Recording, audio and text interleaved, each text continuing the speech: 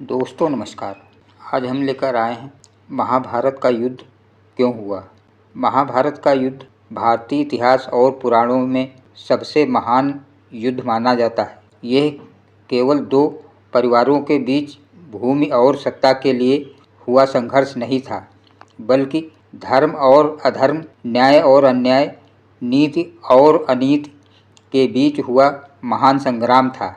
इस युद्ध की जड़ें गहरी थी और इसका कारण केवल एक घटना नहीं थी, बल्कि अनेक छोटी छोटी घटनाओं का ऐसा क्रम था जिसने अंततः कुरुक्षेत्र की भूमि पर वो महान युद्ध घटित करवा दिया। कुरुवंश का इतिहास ही इस युद्ध की भूमिका है।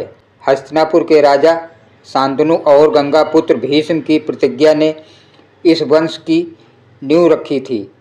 भीष्म ने पिता की इच्छा पूरी करने के लिए आजीवन ब्रह्मचर्य और सिंहासन का त्याग कर दिया, किंतु उनके इस त्याग ने वंश को आगे चलकर उलझनों में डाल दिया, क्योंकि भीष्म स्वयं संतान उत्पन्न नहीं कर सकते थे और राजवंश को आगे बढ़ाने का भार दूसरों पर आ पड़ा।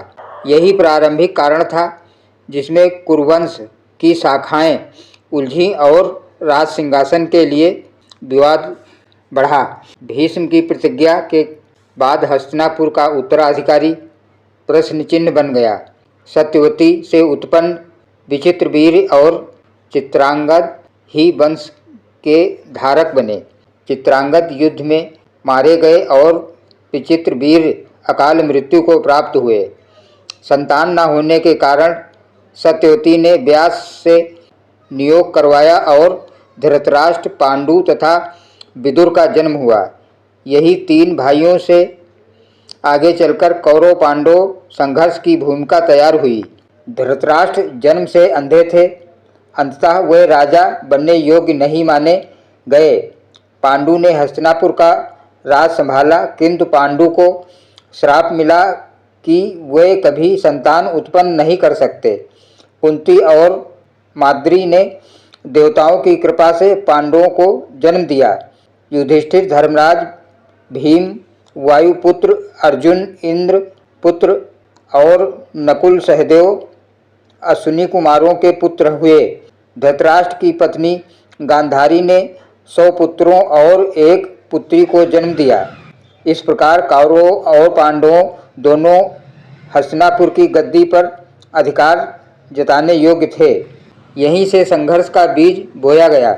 धृतराष्ट्र अंधे थे, किंतु उनके मन में ये इच्छा सदैव रही कि उनका ज्येष्ठ पुत्र दुर्योधन ही हस्तिनापुर का राजा बने, जबकि परंपरा और नीति के अनुसार युधिष्ठिर, जो सबसे बड़े और धर्मात्मा थे, गद्दी के अधिकारी थे।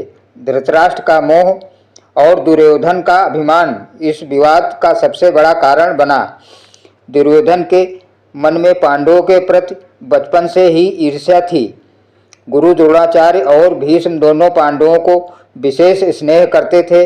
अर्जुन की अद्वितीय धनुर्विद्या ने दुर्योधन को हमेशा हीन भावना से भर दिया। भीम की शक्ति और उसे परेशान करती थी। जब द्रौपदी स्वयंवर में अर्जुन ने विजय प्राप्त कर द्रौपदी को पत्नी बनाया, तब दुर्योधन का अहंकार और अधिक आहत हुआ। द्रौपदी के प्रवेश से भी युद्ध का एक बड़ा कारण जन्मा। द्रौपदी ने सभा में दुर्योधन को अंधे का पुत्र अंधा कहा, तब दुर्योधन ने इसे अपमान माना। उस दिन से वो पांडवों को अपमानित करने और उनका सर्वनाश करने की प्रतिज्ञा कर चुका था। हस्तिनापुर की राजसभा में अनेक बार पांडवों और कौरवों के बीच विवाद हुआ।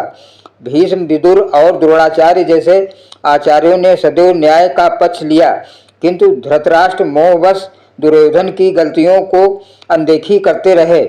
पांडवों को जलाने के लिए लाक्षागृह का षड्यंत्र रचा गया, किंतु विदुर की बुद्धिमानी से वे बच निकले।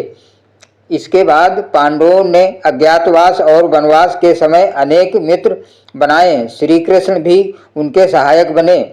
युधिष्ठिर को धूत कीड़ा के लिए बुलाया गया। यही घटना महाभारत का सबसे बड़ा कारण बनी। दुर्योधन और शांतनु की योजना के अंतर्गत युधिष्ठिर को जुए में फंसाया गया। धर्मराज होने के कारण युधिष्ठिर कभी जुए को टाल नहीं सके। वे एक एक कर अपना राज्य, अपने भाई और अंत में स्वयं को भी हार गए, यहाँ तक कि द्रौपदी को भी हार गए। सभा में द्रौपदी का अपमान हुआ। दुशासन ने उसे खींचकर सभा में लाया और वस्त्रहरण का प्रयास किया।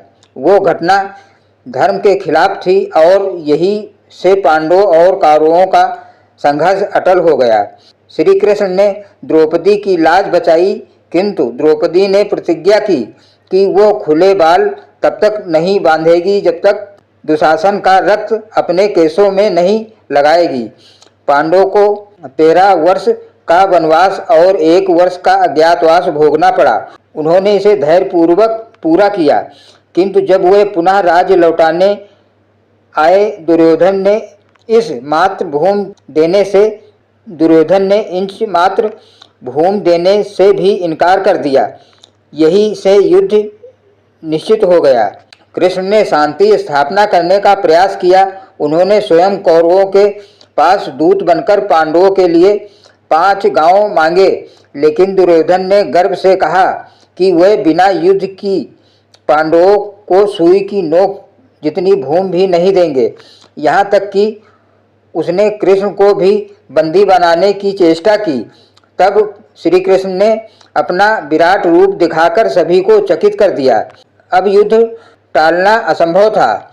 युद्ध के कारण केवल राज सिंहासन नहीं था, बल्कि यह धर्म और अधर्म का संघर्ष था। पांडव धर्म के मार्ग पर थे, जबकि कौरव अन्याय और अहंकार से प्रेरित। भीष्म, द्रोण और कृपाचार्य जैसे महापुरुष भी दुर्योधन की ओर से लड़े, क्योंकि वह हस्तिनापुर के प्रति बंधे थे।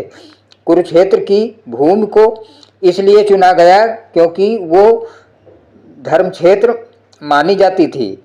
युद्ध में 18 अक्षौहिणी सेना एकत्र हुई।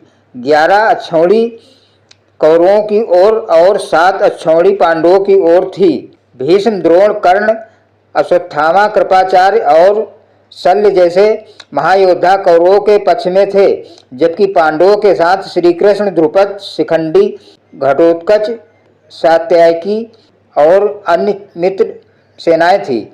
इस युद्ध में पराजय जय से भी बड़ा लक्ष्य धर्म की स्थापना था।